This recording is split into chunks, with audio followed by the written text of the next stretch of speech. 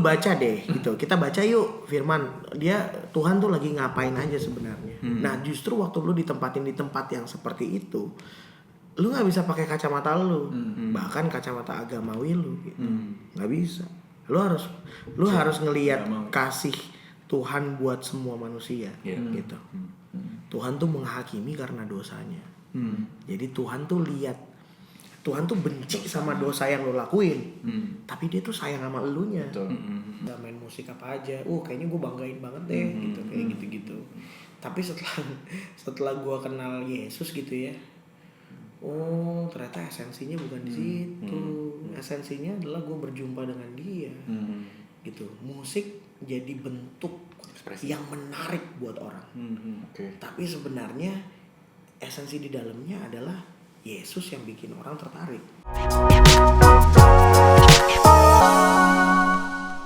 Shalom semua, kembali lagi bersama kami, kembali pulang dengan gua David dan Marco. Hari ini kita kedatangan siapa kok? Kita kedatangan teman kecil gua. Perkenalkan teman-teman, Albert Fakdawe. Hai. Ya, Bet. Gimana kabarnya, Bet? Kabar baik ya, habis kehujanan. Kehujanan sama, iya benar. Tadi kita bajunya sebenarnya bukan merah ini. Apa tuh? Kehujanan, hitam juga. Iya, benar ya. Anyway, kalau teman kecil temennya dari umur berapa kalian? Kok berapa ya? Kelas 4 SD. Pokoknya SD lah ya. 4 Oh, SD 4 tuh SD. gue ingat SD ya? kelas 4 SD tuh berarti usianya 8 tahun ya. 8 tahun. Dari bokap duluan berarti yang temenan ya? Iya. Iya, lalu cerita dong. Coba gimana? Pokoknya intinya jadi tuh bokap kita itu kayak punya grup gitu. Betul. Grup nyanyi. Betul. Coba apa namanya? Ntar kita kasih tahu namanya. Namanya Trio Penabur dari sini. Trio Penabur ya. Oke. Nah, jadi bokap-bokap kita itu bernyanyi, bikin album, bikin kaset, banyak tuh ada satu truk datang ke rumah kaset semua. Benar. Bersih kayak gitu ya dulu ya. Benar. Zaman dulu kan kaset. Kaset. Dulu belum ada CD gitu, Nah, kaset terus, gitu. Karena awalnya gereja bareng Betul. nah itu di grupnya itu nama core-nya Penabur. Betul. Penabur. Choir-nya. Choir-nya Iya. Penabur. Makanya jadi karena Dibikin diambil lah dari- 3 orang dari situ. Betul. Makanya jadi trio. Trio Penabur. Diambil 3 orang. Emang dari bokap kita dari dulu udah investasi kayaknya ya. Oh banget. Jadi abis trio penabur ada, ternyata dari bokap kita bertiga itu bukan bokap kita bertiga ya. Kok bokap kita bertiga? Iya bisa berarti gua. Bokap lu berarti. Enggak, tapi bokap dia kan Penabur juga sama. Ya benar. Karena trio. Ya karena Tapi trio. kan bokap lu berdua Terus sebenarnya. mereka kan maksudnya kan si bapak-bapak ini melihat ternyata ada talent di anak-anaknya mereka masing-masing. And then abis itu dikumpulin lah. Nah, terbentuk namanya The Four Kids. Asik. Karena 4 orang. Ada 4 orang.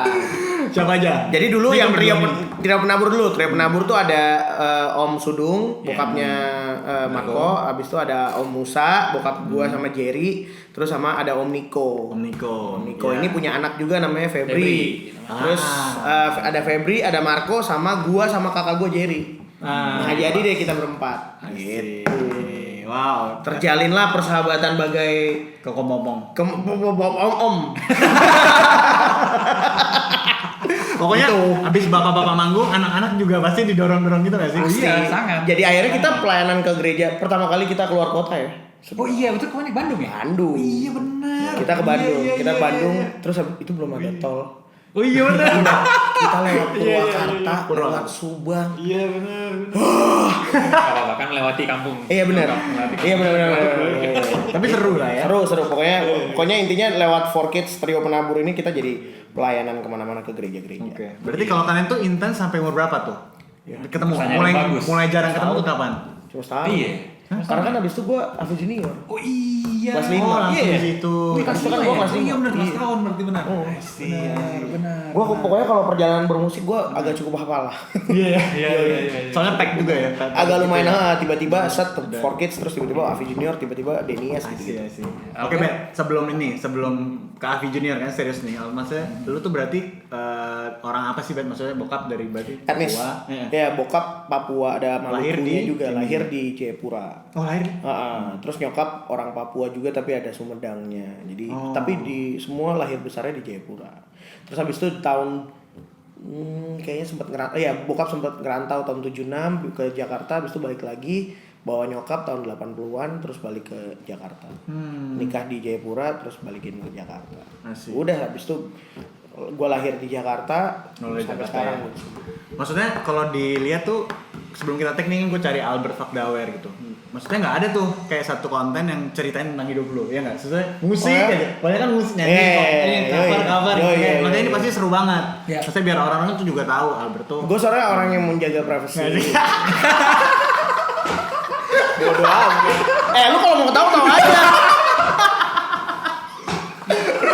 Nggak usah, lu kan special effect di sini yo. Iya, lu special effect di sini. Jadi lu harus ada ketawa-ketawa ya. Supaya lanjut. Iya, jadi berarti sebenarnya lahir orang Jakarta ya, cuman lahir gitu ya. Etnis gua Papua, cuma gua lahir besar di sini di Jakarta. Masih. Ada Sundanya gitu ya. Sundanya lagi. Kalau kata Jerry dulu waktu di interview, jadi kita sebelumnya pernah interview kakaknya Jerry. Dia bilang anak Jaksel tadi. Anak Jaksel. Kalau ini anak apa? Kalau gue anak selatan Jakarta. Asik. Jadi kan selatan Jakarta bisa BSD, bisa Bintaro, Cinere, bisa. Gitu. Oke.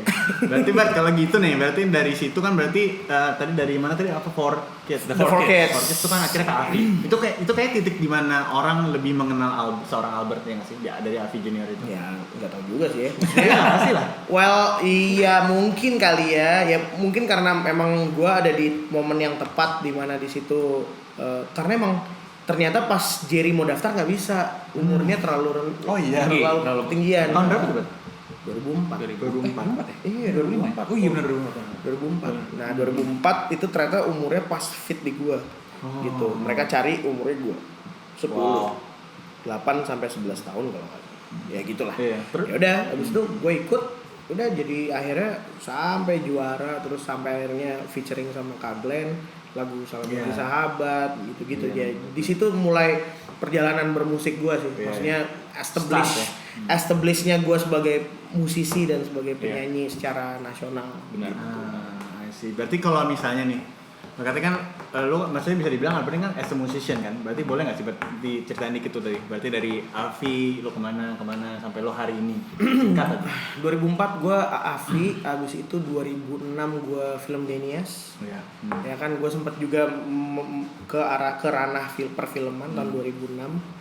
Terus abis itu gue rilis album 2007 judulnya Hari-Hari Hidup, tuh album rohani. Terus gue 2008 tergabung dalam band IER judulnya, nama band gue IER sampai 2012. Abis tahun 2012 gue memutuskan untuk solo karir sampai sekarang. Tapi sempet juga gue sebagai additional vokalnya Berli Kumahua. Gitu, sempet gitu. Terus terakhir banget sebelum almarhum Kak Glenn meninggal, sempet jadi backing vokalnya dia. Menarik sih. Jadi perjalanan bermusiknya prosesnya cukup panjang. Dan ketemu banyak orang, belajar dengan banyak orang, ya nggak sih? Baru warna musik, apalagi itu lu bilang musik, benar, setuju. Oh ya, Hymns with Gratitude 2021 kemarin rilis. Terus gue baru rilis tahun ini bulan Mei. More ya? Single gue More. Mantap. Musician.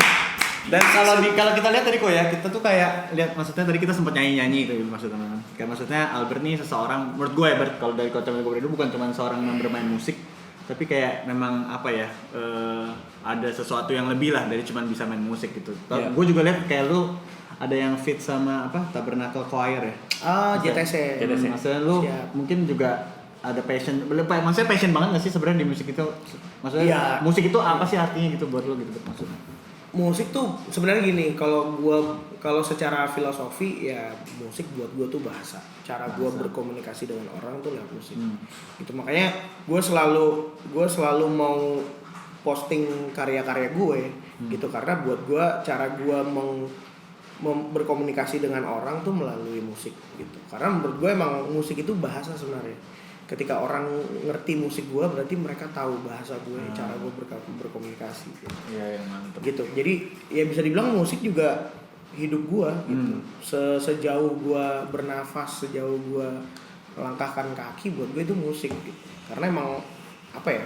Ya dari awal banget emang musik tuh udah jadi kayak gue nggak bisa bilang identitas ya, karena identitas tuh adalah di dalam Tuhan. Amin. Tapi bukan kalau lu sama anak lu komunikasinya pakai nyanyi enggak kan? Maksudnya enggak? Iya, Minum susu. Hidupnya kayak musical banget kayak Glee. Minum susu udah belum. Terus anak gua udah. Gila serem juga. Iya, the mess dong anak gua. Iya. Tapi kan yes. apa namanya? Gak usah dibaca dong teksnya, ngapain sih? Udah, gak usah. Ini perlu dikat nih kan? Contekan terus. Ayo, jangan dicontek. Ayo. Gua aja jawabnya gak ada contekan. Emang kalau sama teman kecil lebih bisa kayak gitu ya. Enggak, tapi berarti musik itu bahkan dari keluarga tadi Marco bilang kalau ke tempat rumahnya Albert tuh bokapnya selalu bilang napasnya bener gitu maksudnya berarti emang udah dari kecil juga emang udah Iya, jadi bermusik ya Albert ya. Jadi kalau ya mungkin ya gue bisa bilang kelebihan juga kali ya atau sesuatu yang spesial juga yang bokap gue tanemin ke keluarga gue tuh adalah menjadikan musik tuh jadi budaya. Jadi bukan sesuatu yang dikejar, tapi sesuatu yang dibiasakan. Oke. Gitu. Karena lu ya biasa. Lu bisa karena biasa, ya kan kayak gitu-gitu. Yeah. Bahwa segala sesuatunya tuh justru lebih kuat adalah budaya. Ketika lu membudayakan sesuatu, pertama kan dia harus jadi habit kan. And then ketika jadi habit tuh jadi budaya. Gitu. Jadi hal apa yang paling bokap tanemin? Yang membuat lo tuh kayak ya bisa kayak sekarang. Ini ngomongin musik ya, tetap kan. Yeah. Ya, kalau bokap tuh selalu ngomong gini, ada 3 hal dalam bernyanyi, bernyanyi dengan baik, bernyanyi dengan benar, baik dan merdu. Asik. Jadi lu ketika lu tahu lu bisa bernyanyi dengan benar, lu akan tempuh juga bernyanyi dengan baik. Tapi nggak cuma benar dan baik, lu harus bernyanyinya dengan merdu. Kenapa? Karena ya itu balik lagi musik tuh bahasa. Lu bisa menyampaikan. Iya, lu bisa menyampaikan kan misalnya kayak lagu apa ya? My love, there's only you in my life. Nggak mungkin kan lu? My love, there's only you in my life. Enggak. Gue ingat ini satu lagunya dia yang ini yang apa namanya?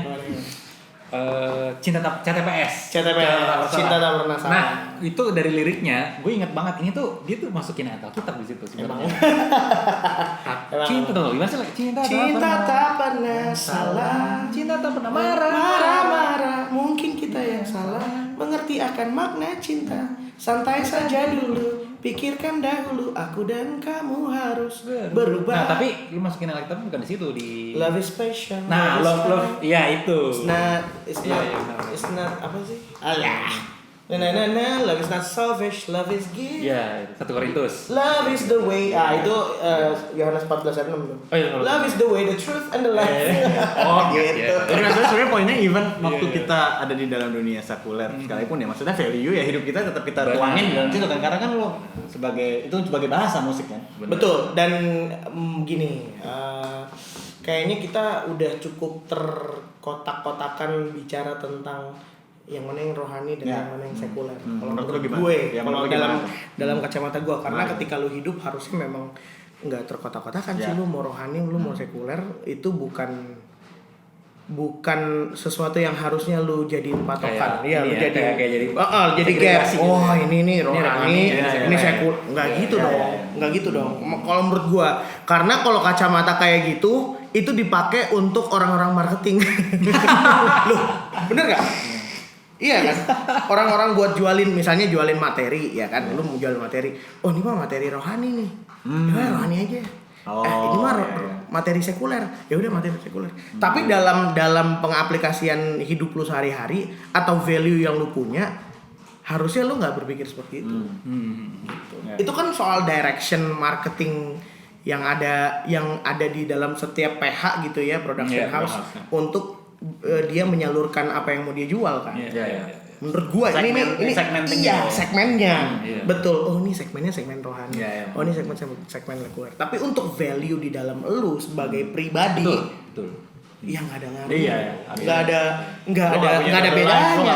Iya, nggak ada bedanya gitu. Lu harus tetap maksudnya even lu ada di komunitas rohani pun atau maupun lu ada di tempat di mana di marketplace gitu ya. Ya nggak berubah sih gitu. lu akan jadi diri lu apa adanya. Gitu. Apalagi ketika lu udah tahu kebenaran. Lu udah tahu kalau Tuhan tuh tinggal di dalam lu. Jadi ketika lu ngerti bahwa dia ada di dalam lu lakuin apapun dia ada di situ kan. Lu menyadari dia ada di situ. Tuhan kan nggak cuma ketika kita lagi worship session, enggak. Justru 24 hour gitu. Iya, 24 jam. Justru waktu lu lagi duduk, even lu lagi boker atau lu lagi ngapain aja, dia tetap ada di situ. Bahkan dalam setiap pekerjaan yang lu buat, dia ada di situ. Atau bahkan dalam setiap keputusan-keputusan yang lu ambil, dia ada di situ. Itu. Maksudnya Roma 8:28 kan Allah turut bekerja. Kalau turut bekerja, berarti kan gini. Ini kita, baru ini Tuhan nih. Jadi kita yang ngambil keputusan, Tuhan yang gitu menyempurnakan. Iya, dia yang mikirin makronya nih. Oh nih, gitu-gitunya tuh. Itu kalau menurut gue sih gitu ya. Iya benar sih. Jadi emang jangan terlalu dikotak-kotakin gimana gitu ya. Harusnya jangan karena emang kita tuh hadir untuk, apalagi orang-orang percaya, kita hadir tuh emang untuk menjadi terang buat dunia gitu. Karena makanya bayangin, kita tuh sebenarnya kan orang-orang yang limited edition sebenarnya. Makanya ketika kita justru lagi ditempatkan di dalam satu tempat yang sebenarnya nggak banyak orang-orang percaya di situ, which is lebih mayoritas orang-orang yang nggak percaya, maksudnya orang-orang yang nggak di dalam Tuhan Yesus. Justru satu itu peluang besar untuk kita. Nah, ini menarik di bagian sini. Jadi tuh maksudnya gini, agak deket kok biar apa namanya, kan kalau misalkan kita kayak di mana sih ya kita bilang Tuhan Yesus mengutus kita seperti domba ke tengah serigala gitu. Betul, itu memang benar sih. Nah, cuman begini, pada kenyataannya gitu ya, ketika kita sedang berada di tengah-tengah serigala ini, kita sering berpikir bagaimana caranya supaya tidak dimakan oleh serigala? Ya menjadi serigala itu sendiri, ya gitu. Ngerti gitu kan? Betul. Nah, kalau misalkan kita tetap menjadi domba, kemungkinan besar kita akan dimakan, gitu. Nah, tapi ngerti nggak maksud gue kira-kira? Ngerti. Nah, maksudnya gimana nih? Lu apalagi lu kan juga, maksudnya kita tahu di dunia entertainment, kita tahu lah ya bagaimana gelapnya. Betul. Gitu. Nah, maksudnya gimana nih lu kayak menghandle gitu untuk bisa tetap menjadi domba di tengah serigala tapi tidak dimakan oleh serigala itu. Kalau gue sih gue nggak berusaha untuk jadi domba juga yang ada di sana. Maksudnya gue nggak mendefinisikan gue adalah seorang adalah domba yang ada di serigala gitu, karena menurut gue lebih suka gue seperti Esther atau seperti Daniel. I see. Okay. Gue limited edition. Ya, otentik. Ada Otentik. orang yang mungkin beda banget. Itu. Oke. Jadi gue akan tetap jaga value gue gitu. Maksudnya value gue sebagai orang yang gini. Kalau dunia sekuler kan ngelihat apa lu kerja dengan baik. Ya, betul. Lu kerja dengan excellent, lu kerja dengan maksimal, performance lu bagus dan lain sebagainya. Ya dunia kan ngelihatnya yang kayak gitu ya. Udah gue tunjukin gitu. Gue tunjukin sebagaimana apa yang dunia pengen untuk ditampilkan, apa yang dunia mau gitu. Ya udah gue tunjukin itu. Nah, tunjukinnya dalam hal apa nih? Kalau gue sebagai musisi, ya gue tunjukin dalam bidang gue bermusik.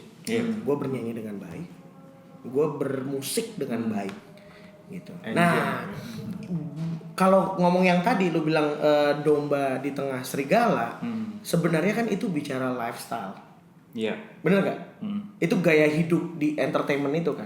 Nah, pilihannya apakah lu akan ikut dengan gaya hidup mereka atau enggak? Nah, itu pilihan. Memang itu emang ada di depan mata lu. Itu akan ada di depan mata lu. Tapi sebenarnya intinya adalah keputusan lu. Apakah lu mau bergaya hidup seperti itu atau enggak? Makanya gue selalu ya ini saran juga ya. Maksudnya gue selalu memposisikan diri gue adalah ini adalah pekerjaan yang Tuhan kasih buat gue. So gue harus memanage dan memberikan yang terbaik pekerjaan yang udah dikasih buat gue. Selebih dari itu Ya. Gitu. Oh, oke. Gitu loh. Justru sebenarnya malah aneh kalau kita bilang kita nih anak Tuhan, tapi ternyata kita value-value yang kelihatan sama orang tuh awam kita nggak melakukan, nggak disiplin, kita telat mulu, kita terus Ya, suka iya. cancel. Iya. Kan gimana Iya, caranya iya. kan? Gimana Iya, betul, Iya, iya, betul. iya. Jadi jangan apa ya, maksudnya mungkin itu salah satu gue menjaga untuk gue tetap gimana caranya gue eksis di dunia sekuler, tapi tidak dengan berlarut-larut dalam gaya hidupnya gitu. Apalagi gue sekarang juga udah berkeluarga.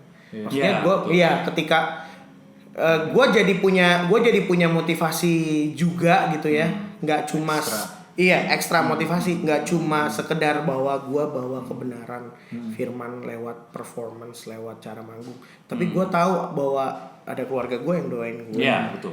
Dan buat gue, keluarga gue adalah salah satu motivasi di mana gue bisa fight untuk tetap ada di dunia itu.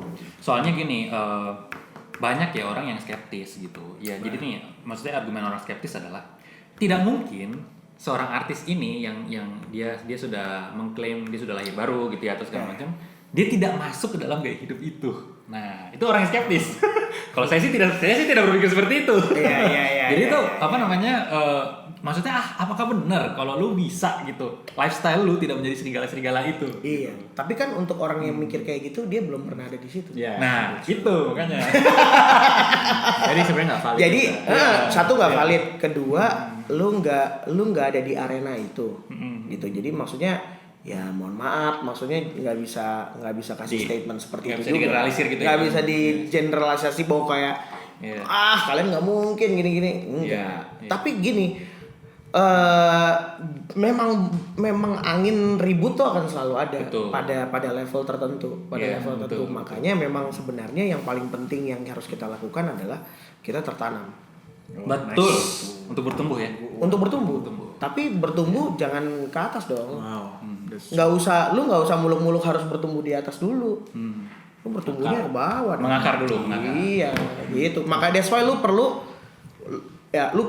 komunitas. Ya kan, setuju. lu perlu orang-orang percaya yang bisa nguatin lu untuk tetap jaga pikiran lu bahwa hidup kita tuh nggak bisa apa-apa tanpa firman Tuhan. Hidup kita tuh nggak bisa apa-apa kalau tanpa Tuhan Yesus. Emang cuma karena kasih karunia Tuhan yang bisa bawa kita sampai hari ini. Nah, itu yang bisa lu pegang sampai akhirnya waktu di sekuler pun, maksudnya di lingkungan itu lu akan tetap menyadari bahwa wow, gue bisa ada di sini, itu juga karena dia ya. True. Gratitude ya. Iya, gratitude. Wah, lu tetap conscious, lu punya consciousness, Jesus conscious. Lu punya itu tuh. Nice. Ketika lu udah punya itu, lu akan ya kalau misalnya gue pinjem kata-katanya Pak Chris Manusama, cara nyanyi lu juga beda. Cara lu menyampaikan sesuatu juga beda. Seperti ada nyawanya. Waktu orang lagi denger tuh kayak deng, kayak kalau lagi stand up tuh kayak ada gernya ya gitu-gitulah. Jadi maksudnya lu perlu untuk bertumbuh, perlu untuk tertanam di dalam satu komunitas orang percaya yang memang selalu support dan selalu yang punya pikiran dan mental yang sehat. Kalau menurut gue gitu. Jadi sebenarnya lo kan berarti kan ada bergerak di dalam dunia gitu, maksudnya dunia maksud di dunia entertainment lah ya. Dan gue pengen sebelum kita lebih jauh nih, sebenarnya kita punya beberapa pertanyaan dari tim kembali pulang juga. Cuman gue pengen tahu debat, maksudnya gimana sih lo membangun hubungan sama Tuhan gitu? Oh, wow. Sesuatu. Ini personal banget.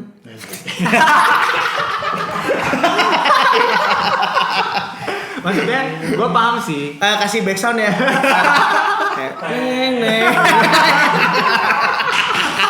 kayaknya banyak yang dikat nih kayaknya. Jangan ya, masukin aja apa adanya. Kayak gue paham sih, maksudnya anginnya sih kan sebenarnya anginnya Ribut. Iya bener, angin ribut kan maksudnya sesuatu maksudnya kita nggak bisa ngejudge orang kalau kita nggak pernah berdiri di sana gitu. Betul. Nah gue sebenarnya dulu juga punya area itu, masa dulu sebelum gue emang benar-benar bertobat ya, maksudnya gue dulu sempat jadi DJ dan memang hidupnya di dalam dari malam dalam narkoba dan lain-lain gitu lah. Maksudnya apalagi kan? Lu center attention gitu misalnya. Ya kan gitu kan sesuatu itu kan angin sebenarnya. Benar. Tetap pilihan kita. Ya kita tuh ngelihat semua orang dengan tangan yang begini sambil. Iya nggak sih? Tapi itu, anginnya tuh real gitu. Yoi, benar. Itu gimana lo? Bagaimana membangun itu? Karena menurut gue itu pasti. Wah, ini gue cerita nggak ya? Tapi kalau cerita ntar gue iniin lagi. Pokoknya intinya gue dibisikin sama satu orang yang punya kuasa yang sangat apa ya? Dia punya power lah. Gue nggak bisa kasih tahu karena gue takut aja sih. Ya nggak apa-apa. Gue nggak pengen jadi orangnya kayak jadi orang-orang semua ngulik gitu. Ini siapa nih? Jangan ya. Apa ya? Yang penting value-nya ini sesuatunya. Ya intinya gue manggung di satu kota, and then orang yang sangat punya kuasa itu dia tiba-tiba gue sama dia tiba-tiba papasan. Set. Terus abis itu ini nggak belum lama asli. Kayaknya bulan lalu. Bulan lalu belum lama. Kita ketemu, habis itu gue cuma lihat dia, terus habis itu manajer gue bilang, itu si ini. Oh ya udah kita cuma sapaan. Tiba-tiba ternyata dia datengin gue. Terus habis itu dia bilang, wah kamu suaranya bagus banget ya. Terus tiba-tiba dia deketin gue. Dalam nama Yesus ya. Terus gue bilang, hah? Oh iya bu, terima kasih. Aduh anjir, udah ketahuan. Ada ketahuan lagi. Oke. Lanjut. Oh iya, terima kasih. Aduh ketahuan. Oke. Iya. Terima kasih udah diingetin gitu. Terima kasih udah diingetin gitu. Ya udah, terus abis itu dia pergi dikit. Gue pikir dia mau pergi, benar-benar pergi. Tiba-tiba dia balik benar-benar muter balik dan ke arah gua, dan dia bisik ke gua. Dia bisik, benar-benar bisik. Jadi kan kalau bisik kan berarti kan ya privacy ya. Jadi orang-orang nggak perlu tahu dan emang direct buat lu gitu. Jadi bisik, dia cuma bilang gini, pokoknya setiap kali kamu mau nyanyi selalu ngomong dalam nama Yesus. Waduh. Kena ya. Gua bilang, wah gua manggung di kota itu berarti bukan buat gua nyanyi, gua harus dengerin. Makanya abis itu dimanapun gue nyanyi, dimanapun, mau di tempat di depan gue orang-orang mabok, gue nggak peduli. Gue bilang, Tuhan saya mau nyanyi dalam nama Yesus. Nice. Itu lembaran baru gitu. Lembaran baru, asli banget. Jadi ya itu Jesus conscious. Lu akan tetap sadar sama dia meskipun lu lagi kerja. Ya sebenarnya kan worship kan kayak gitu. Waktu lu lagi kerja, lu tahu lu mengerjakan itu buat Tuhan. Ya itu worship dong. Benar. Ya, itu penyembahan. Lakukan segala sesuatu seperti untuk Tuhan. Iya, untuk manusia. Yes. Jadi waktu lu lagi kerja, sebenarnya lu lagi melayani dia dan lu lagi menyembah dia. Itu kan worship. Jadi emang hadirat Tuhan tuh enggak di gereja terus kita lagi saat teduh, enggak. Dia bukan, kan kita bukan di perjanjian lama gitu. Yang roh Tuhan tuh keluar dan masuk. Loh, di dalam ya sekarang. Once kita percaya sama dia, sama Tuhan Yesus sebagai Tuhan dan Juru Selamat, dia udah tinggal di dalam kita.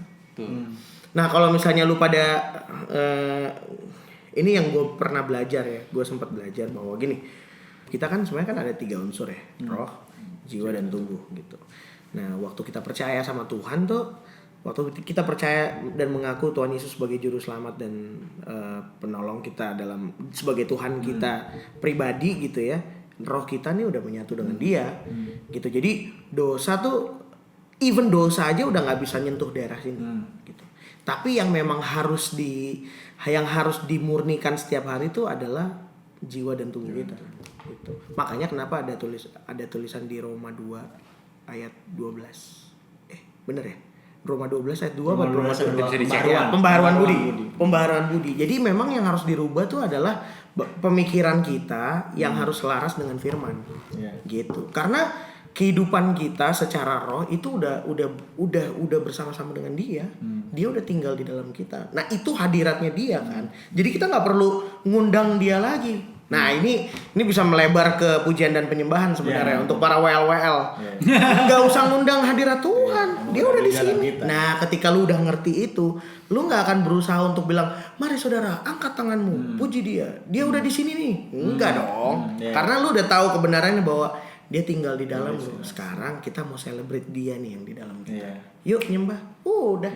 Gitu. Jadi, nah itu berlaku juga ketika lu ada di dunia sekuler. Ya masa Tuhan cuma di gereja? Betul. Enggak, Tuhan tuh udah ada di mana. Respon orang mungkin, gue selalu berdoanya gini, Tuhan mungkin gue nyanyi orang cuma merespon kamu bagus ya suaranya bla bla bla bla bla. Tapi sebenarnya itu kan cuma responnya dia. Mungkin aja rohnya dia juga merespon, cuma ya kita nggak tahu aja gitu. Nah jadi maksudnya jangan batasin Tuhan tuh cuma ada di dalam gereja. Dia akan pinjem suara lu misalnya kayak gue gitu ya. Dia akan pinjem suara lu untuk nge-reach orang. Mungkin dia sebenarnya pengen bunuh diri waktu itu. Tapi karena dia dengar suara lu, dia nggak jadi bunuh diri. Lah itu siapa? Tuhan bekerja dengan caranya dia. Gitu. Jadi emang kita nggak bisa batasin dia. Gitu. Dan dia emang udah nggak bisa dikotak-kotakin. Makanya kalau semakin kita kotak-kotakin dia, semakin kita kotak-kotakin Roh Kudus, ya dia nggak bergerak. Udah gitu Roh Kudus kan lemah lembut. Dia nggak akan mungkin maksa kita. Dia nggak akan mungkin mau enggak. Gitu. Jadi kira-kira seperti itu. Terus satu nih poin mungkin sebelum lebih jauh, Bet. Apa sih titik lowest point hidup lu, Bet? Apa? Lowest point, titik terendah hidup lu tuh. Kan lu sekarang ada di sini nih sekarang. Tapi ada nggak sih momen yang tough banget menurut lu tuh membuat lu Oh ya, by the way, jadi tuh kalau di podcast Kembali Pulang kita belum jelasin ya. Jadi tuh kita tuh punya kayak satu slogan atau motto gitu. Tagline itu namanya Real Low, Real Life, dan Real Love. Jadi sebenarnya itu kayak jadi acuan kita yang bercerita. Jadi Real Low itu awalnya ya bagaimana kita berkutat dalam lumpur kegelapan. Real Life itu mengalami Tuhan, dan Real Love ketika kita sudah hidup di dalam kasih Tuhan. Oke. Jadi maksudnya sebelum kita lebih jauh nih dengan lo yang sekarang, maksudnya kita pengen tahu juga nih titik di mana titik terendah. Iya. Belum. Ya itu kan pasti sangat membentuk lo. Betul. Di masa sulit itu kan pasti. Betul. Gua harus akui itu terjadi pas gua masih single dan itu di tahun 2015. Jadi waktu itu bokap gua masih ada. 2015 bokap, nyokap, dan saudara-saudara gua memutuskan untuk pulang ke Papua, pulang kampung. Karena bokap udah pensiun. Terus habis itu dia bilang, bukan lu pacaran udah kayak kredit, maksudnya lancar. Iya benar. 10 tahun. Maksudnya single tuh belum married. Maksudnya belum married. Maksudnya belum married. Belum nikah. Nggak usah ada KPR. Guys, ini kan lagi titik terendah. Jadi gak lucu. Jadi nggak ada terharu. Padahal udah di flashback dikit ya supaya agak ini ya. Iya dong, kan nanti mau ada back soundnya. Iya.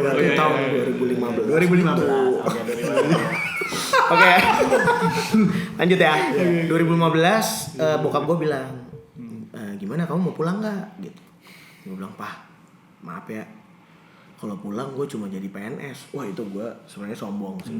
Itu sombong. Karena sebenarnya bokap gue PNS. Maksudnya gue lagi nyinggung dia. Oh iya bener juga. Jadi gue ngerasa berdosa sih setelah itu gitu. Maksudnya gue cuma pengen bilang bahwa gue pengen jadi full time musician dan ekosistem yang udah berjalan adalah di Jakarta. Gitu. Jadi ya gue pengen ada di situ. Gue pengen tetap tinggal di Jakarta gitu. Ya udah, terus dia bilang ya udah nggak apa-apa kalau gitu kita semua balik ya, kamu stay di sini gitu. Ya udah. Nah ternyata itu ngaruh di gue sampai sebulan 2 bulan kepergian mereka semua. Dan gue bilang akhirnya di situ gue benar-benar menjadi orang yang nggak numpang iman, ngerti nggak? Kayak dilepas gitu jadinya lo. Iya, jadi gue emang harus ngalamin sendiri. Tuhan tuh kayak gimana tinggal di Jakarta sendirian, yang nggak ada orang tua, nggak ada saudara-saudara, lu sendiri. Lu nggak numpang iman sama orang tua lu, gitu. Jadi gue bener-bener ngerasain dia, dan gue cuma bilang, gue berdoa waktu itu, Tuhan gue gue butuh keluarga sih. Gue nggak mungkin kalau nggak punya keluarga. Gue butuh keluarga. And then tiba-tiba Tuhan kasih ini komunitas gue, Sound of Hope. Wow. Gitu. Jadi emang benar-benar nggak ditinggalin sendirian. Karena ya gue ngalamin tuh yang namanya emang di dompet lu cuma 10.000 goceng gitu. Itu udah apa? Nggak ada malah. Maksudnya semua di ATM. Iya. Guys, ini titik terendah. Please. Lowest point nih, ayo dong. Ayo dong. Ayo. Semangat. Bangun lagi. Sedikit. Gak, maksudnya finansialnya berarti betul. Iya, maksudnya secara finansial, terus abis itu secara moral gue tinggal di Jakarta, baru pertama kali gue tinggal di Jakarta dan sendirian dan nggak pernah terjadi sebelumnya gitu. Dan tiba-tiba ternyata gue nggak sendirian. Maksudnya Tuhan kirim Sound of Hope yang emang gue bener-bener bertumbuh di situ, gitu. Nah itu yang tadi gue bilang di awal kan, bahwa kita perlu komunitas dan untuk kita tertanam dan bertumbuh, gitu. Jadi emang berakar juga ya. Berakar, betul. Jadi nah itu tertanam kan. Karena maksudnya ketika lu lagi ngadepin badai, mau nggak mau, lu emang harus yang nggak usah berasa kuat juga gitu. Kalau gue sih itu adalah bentuk kayak lu mencari Tuhan dengan mencari komunitasnya gitu ya. Ya, tapi sebenarnya pewahyuan untuk mencari Tuhan itu bukan karena lewat Sound of Hope. Ngerti nggak lu? Iya, benar. Jadi karena gue kenal dia dulu, and then dia kasih. Oh iya. Gitu. Jadi emang dengan semua situasi yang sedang gue jalanin saat itu, terus gue teriak ke dia, dikasih teman. Akhirnya dikasih, oke. Gitu. Kalau kan nyala jadi bahaya, malah gantung sama orang. Benar. Itu. Dan rohani kayak benar. Betul. Dan benar-benar di kayak di SOH gitu ya. Kita benar-benar yang ngelihat SOH tuh sebagai gini.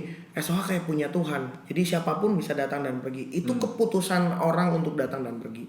Gitu. Jadi justru malah membuat kita semakin dewasa untuk tetap stay dalam satu komunitas. Karena dalam satu komunitas mau nggak mau lu kayak punya gesekan-gesekan. Justru pasti. Gesekan itu yang membuat lu lebih dewasa kan. Untuk merespon, untuk mengasihi, untuk gitu-gitu gitu. Nah, untuk lu pergi dan datang itu keputusan lu. Keputusan lu untuk stay di dalam satu komunitas itu keputusan lu. Kalau enggak, ya udah pergi, nggak apa-apa. Tuhan juga nggak marah. Emang Tuhan marah? Enggak, Tuhan nggak marah. Gitu. Cuma Tuhan udah kasih aja bahwa ini komunitas yang bagian. Nah, pertanyaannya lu memilih untuk tetap stay di situ atau enggak? Kan gitu. Dan akhirnya gue merasa banget gue bertumbuh dalam SOH, gue merasa tertanam dan buat gue kayak wow, sampai hari ini pun justru yang buat gue semakin kuat itu karena gue masih tetap berada di samping orang-orang yang menguatkan dan mendoakan gue gitu, yaitu komunitas gue. Gitu. Dan memang ininya menariknya adalah align juga sama purpose dan passion lo ya, maksudnya komunitas itu ya. Iya kan sih, maksudnya nggak yang terlalu menyimpang gitu ya. Tuhan tuh perfect ya, jadi bener perfect banget. Tuhan tuh keren, maksudnya gini, dia tuh udah tahu, dia tuh udah punya blueprintnya lu. Jadi lu nggak akan dibikin yang kayak melenceng juga apaan nih gitu.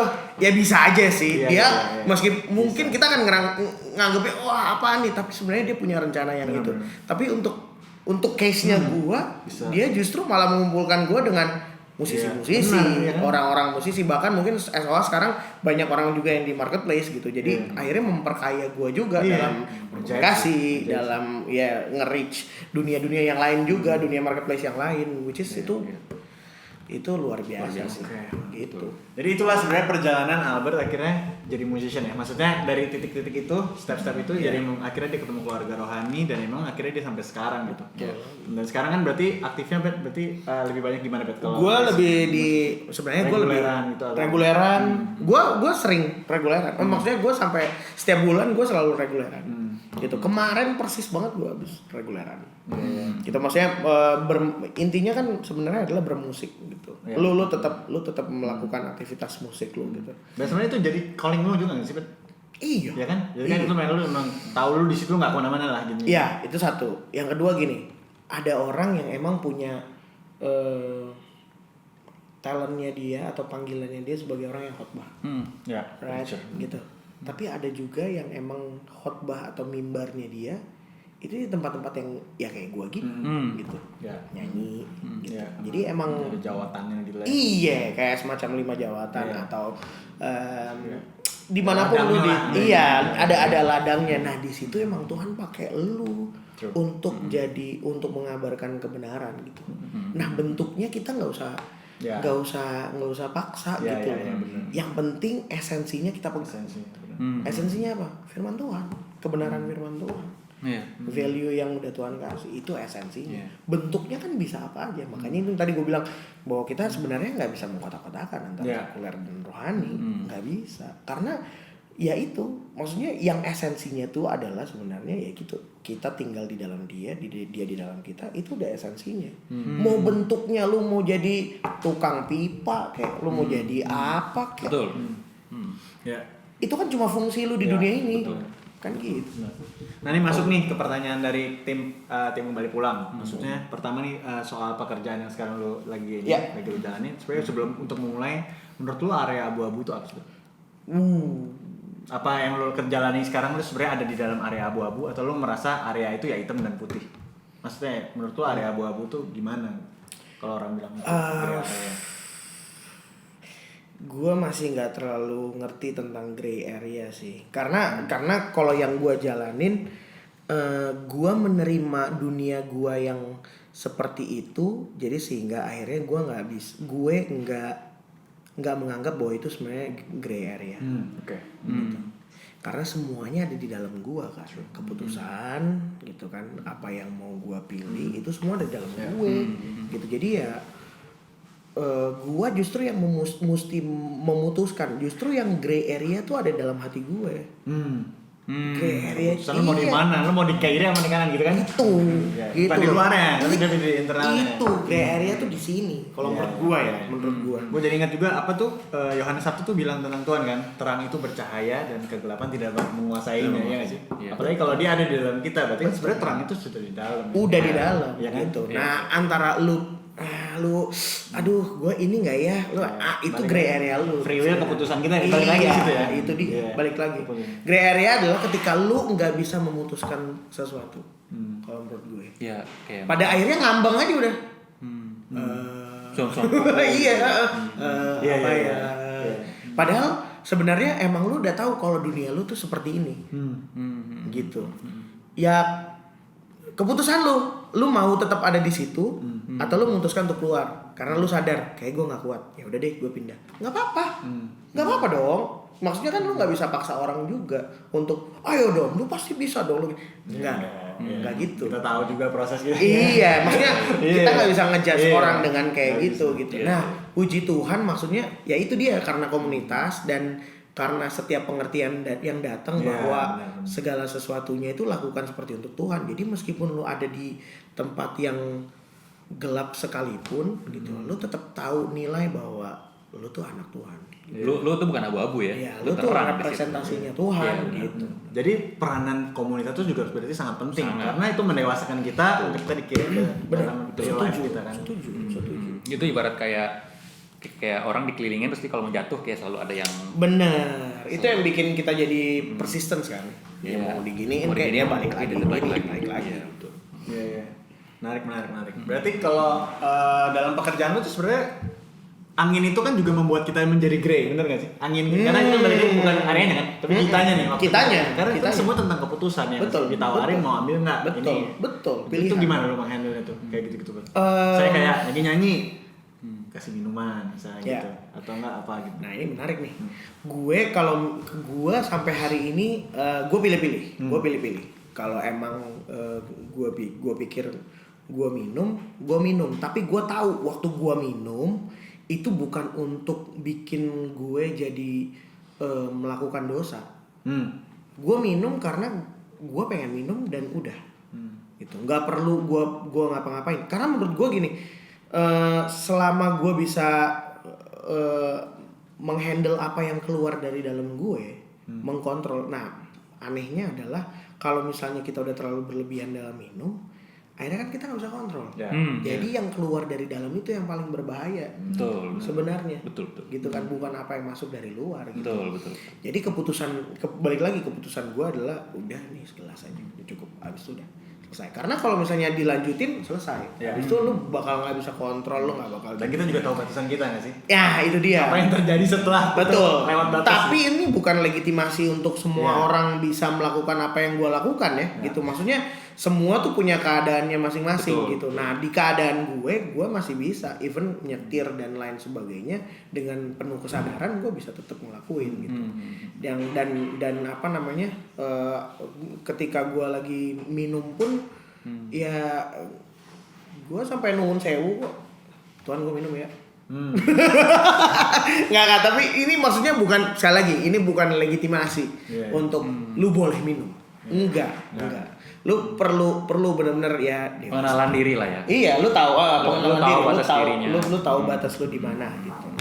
Gitu. Jadi bukan akhirnya lu apa namanya apa dibilang kompromi enggak kompromi. Ya, karena dia ada satu pertanyaan lagi nih dari anak-anak. Maksudnya perasaan lu tuh gimana sih? Maksudnya waktu lu nyanyi terus atau enggak ini udah pecah lah gitu waktu lu kerja lagi reguleran gitu ya. Terus lo melihat orang-orang itu udah ya mabok-mabok, hancur, mungkin mereka udah pacaran di pojokan mana gitu. Soalnya lo gimana lo melihatnya kayak gitu? Ya. Gua harus jujur sih. Ketika gua lagi lihat kayak gitu tuh gua nggak lihat sebagai gua. Gitu. Aduh, gue juga nggak mau merasa diri gue seperti Tuhan, tapi entah kenapa tiba-tiba gue dikasih hati untuk ketika ngelihat orang-orang kayak gitu tuh kayak justru bukan penghakiman yang mau gue liatin ke mereka gitu. Gue tetap gitu. Bro, makasih ya, thank you lo kan. Iya, sama-sama, thank you ya gitu.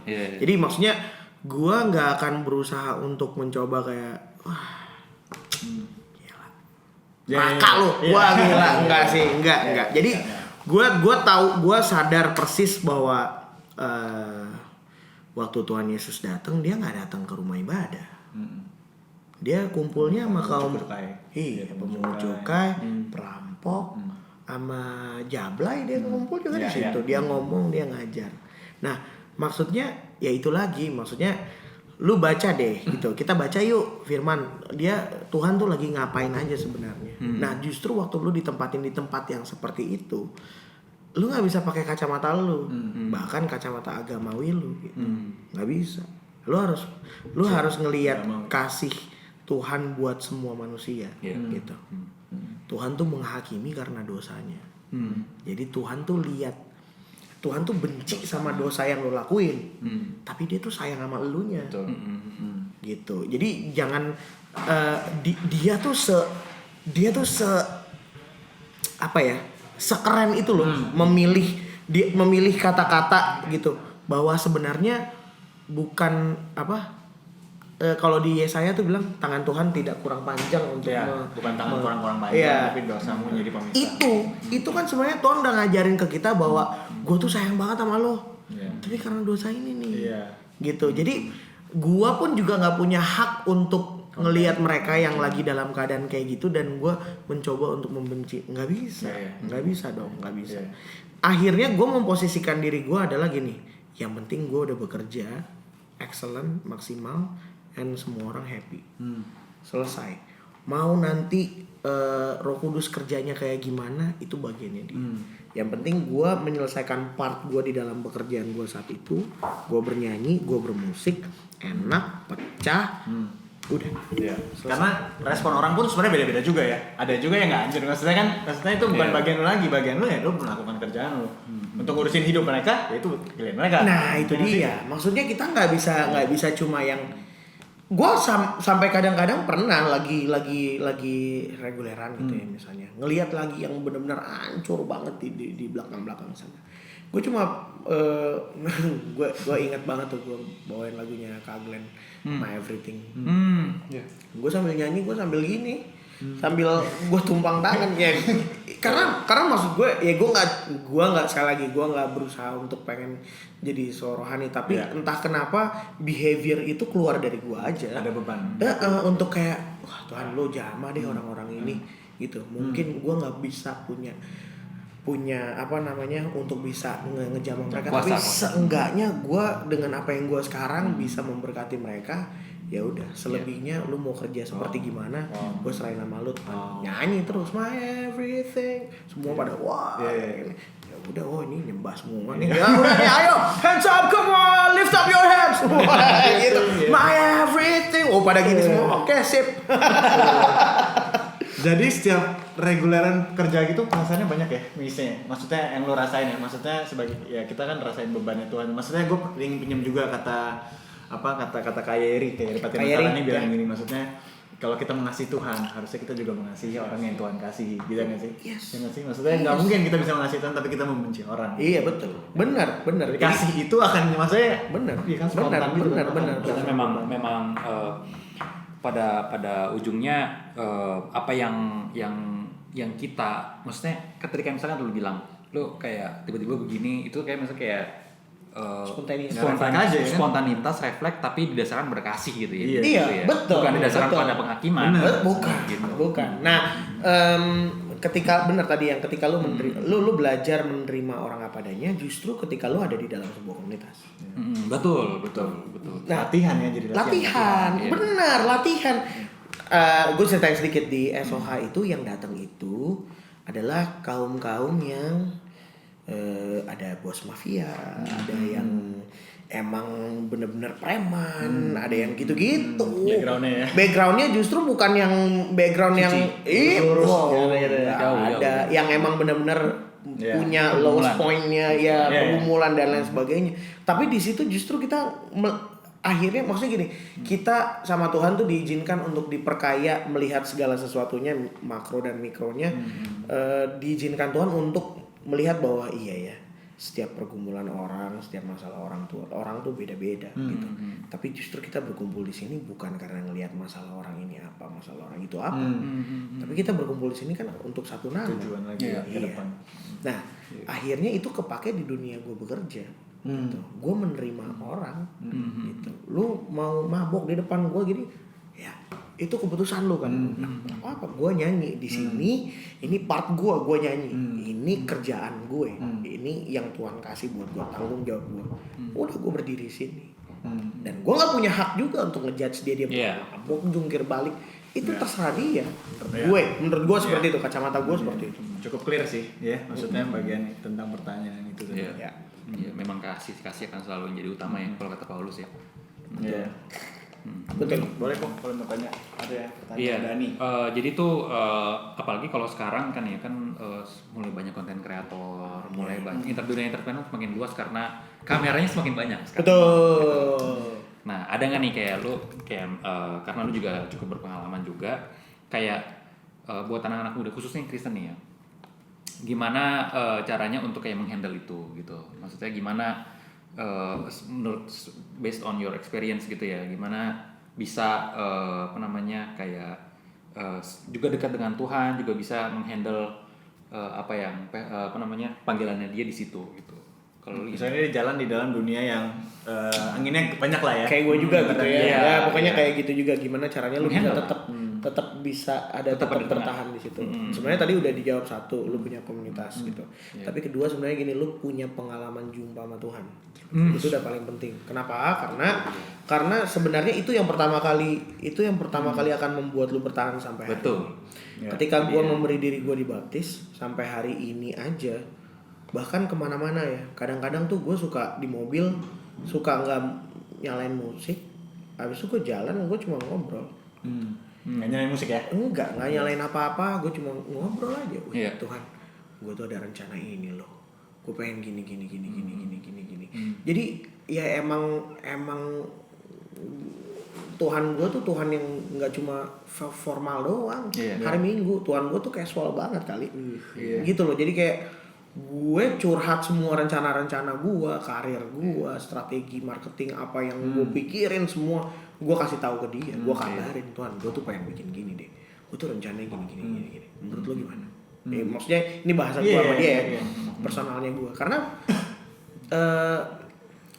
ketika lo berjumpa dengan dia pribadi, betul, lo secara nggak sadar ataupun sadar sebenarnya gini, lu nggak akan berhenti untuk memikirkan dia.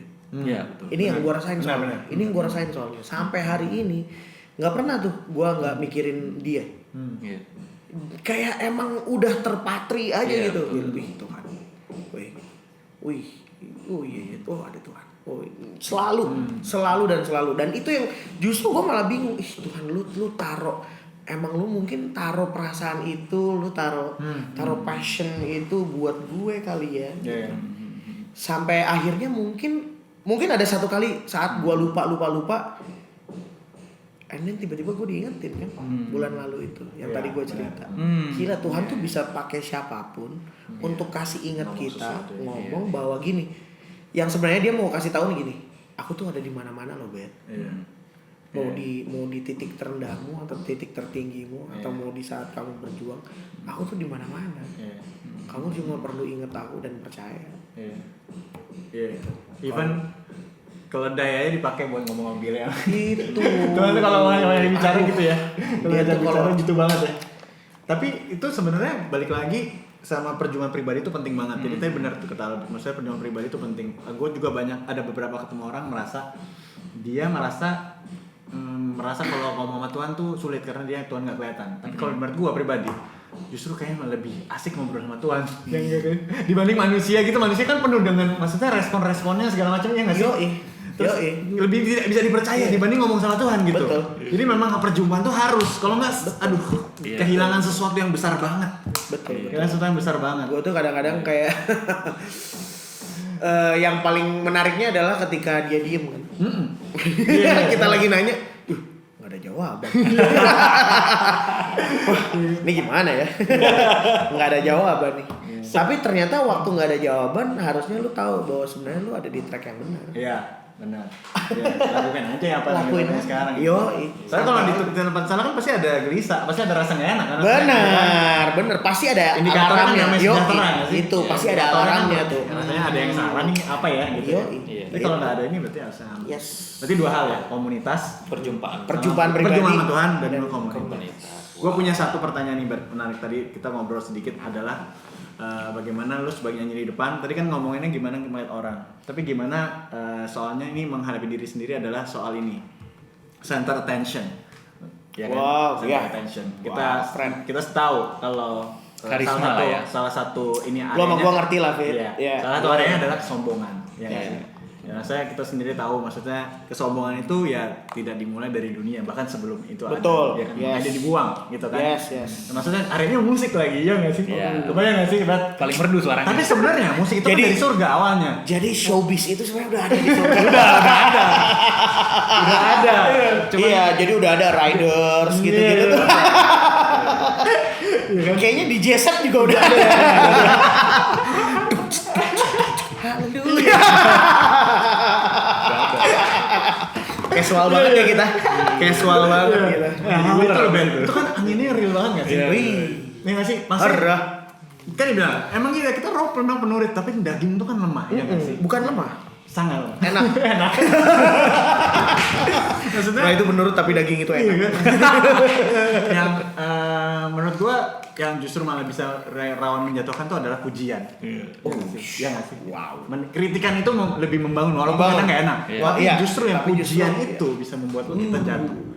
Gimana, Bet? Lo menghandle area-area? Karena justru angin yang membuat lu jatuh itu angin sepoi-sepoi. Lu pernah ngeliat monyet yang tidur di pohon nggak?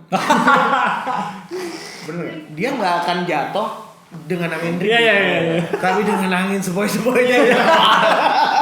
Kalau anginnya kenceng dia malah. Iya, Kenceng-kencengnya gitu. Iya kan? Iya. Dia langsung ini kan udahannya. Set gitu. Iya. Iya juga ya. Iya lah, benar. Angin sepoi-sepoi itu ya itu pujian.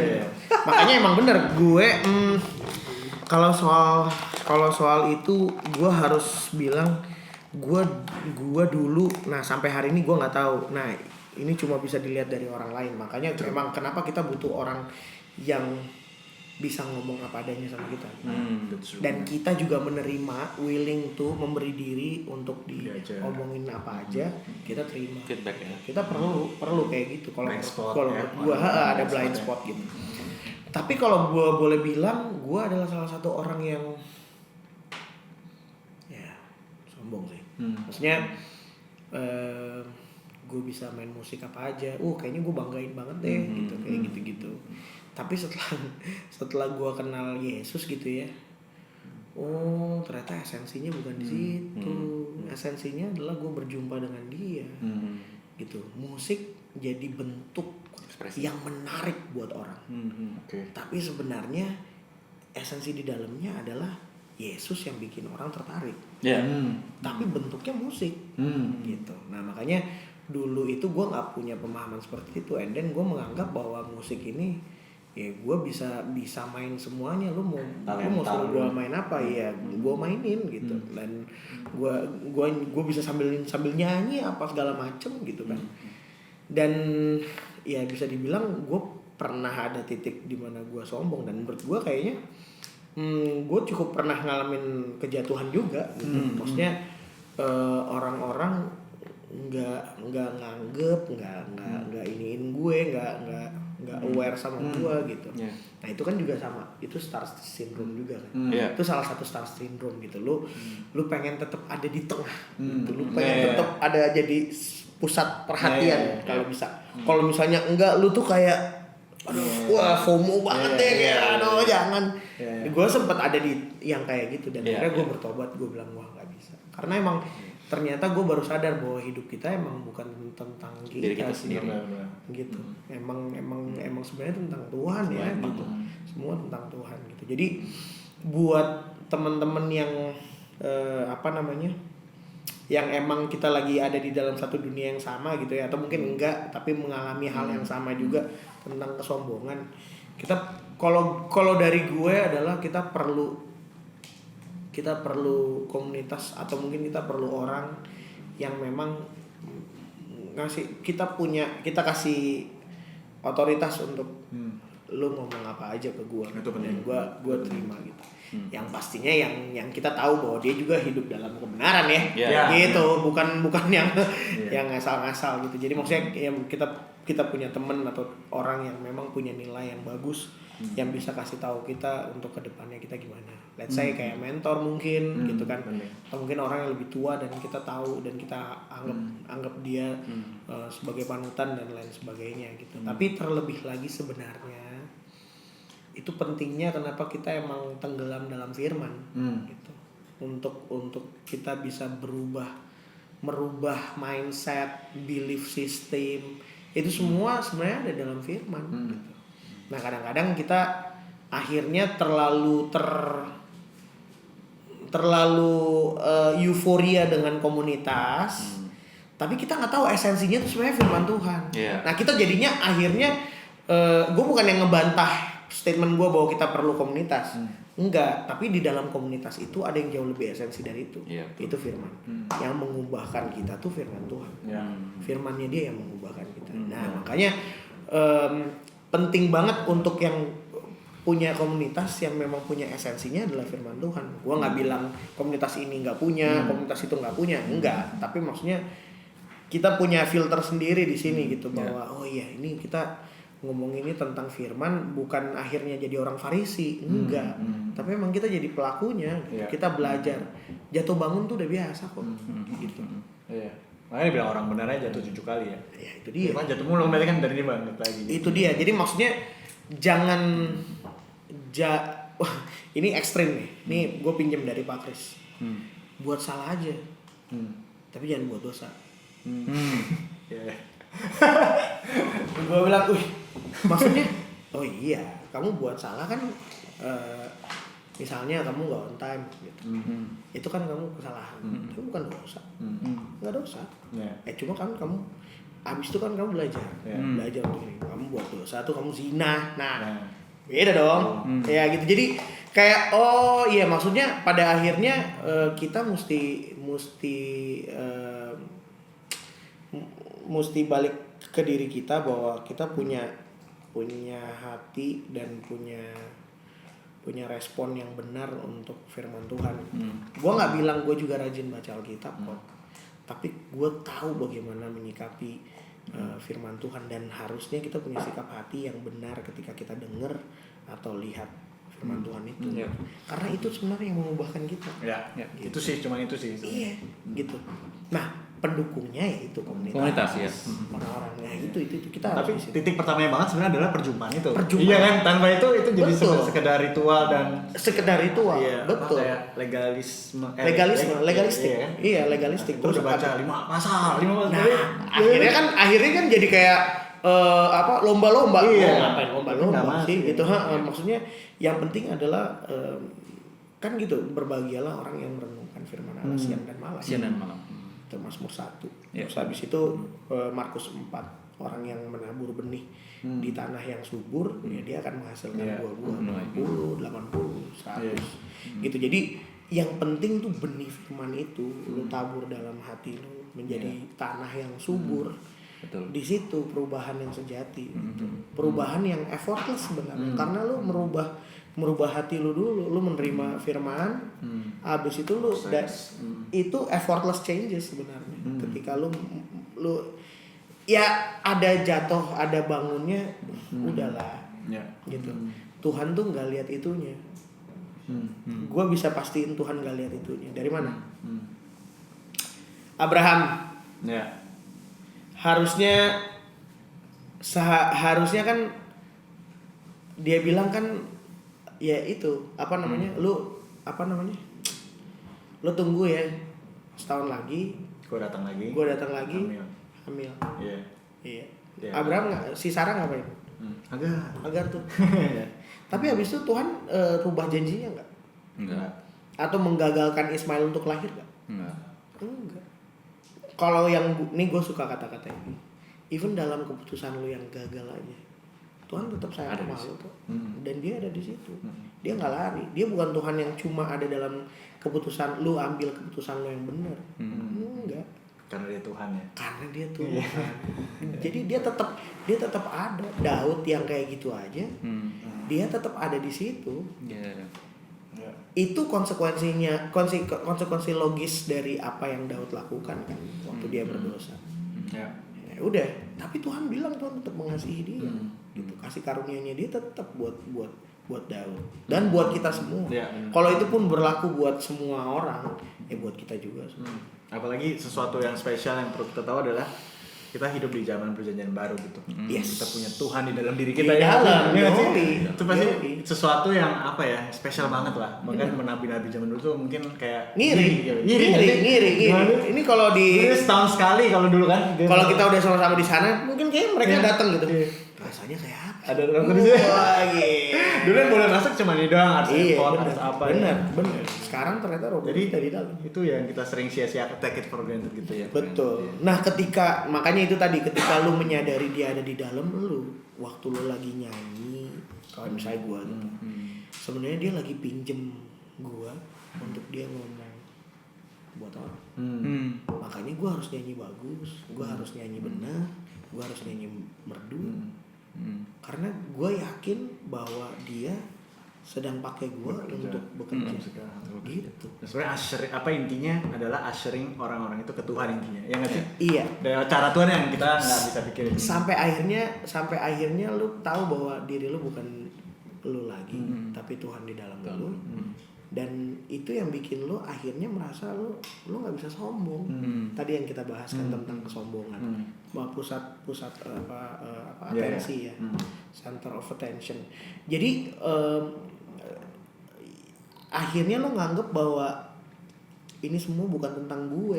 Itu Gitu. ya consciousness yang harus dibangun terus. Iya, Bukan betul. tentang Tuhan, ini bukan tentang gue, tapi gue tahu nih ini lu ada di dalam gue. Jadi ya udah, gue mau nyanyi dalam nama Yesus. Iya. Udah gue nyanyi. Dan satu fact-nya adalah kita akan dibawa bersinar, kita akan dibawa tinggi, kita akan dibawa naik. Itu emang udah kita gitu. Itu udah. Identitas kita sebagai anak Tuhan nggak sih? Yes. Jadi kan ya. Yes, makanya maksudnya jangan kaget kalau misalnya emang kita udah ada di posisi itu. Nah, pertanyaannya ya siap gak kita ada di posisi itu? Atau bahkan jangan-jangan kita ngeluh nih, Tuhan kok gue gini-gini aja. Ntar dulu, jangan-jangan emang sebenarnya lu belum siap. Gitu. That's true. Benar banget. Iya, jangan-jangan emang belum siap, dan Tuhan tahu kapan waktunya ketika lu udah siap atau belum gitu. Jadi ketika soal naik untuk menjadi kepala itu sebenarnya emang bukan tujuan yang harus dikejar. Bukan Yeah. gitu. Tapi mempersiapkan diri lu untuk sebaik mungkin.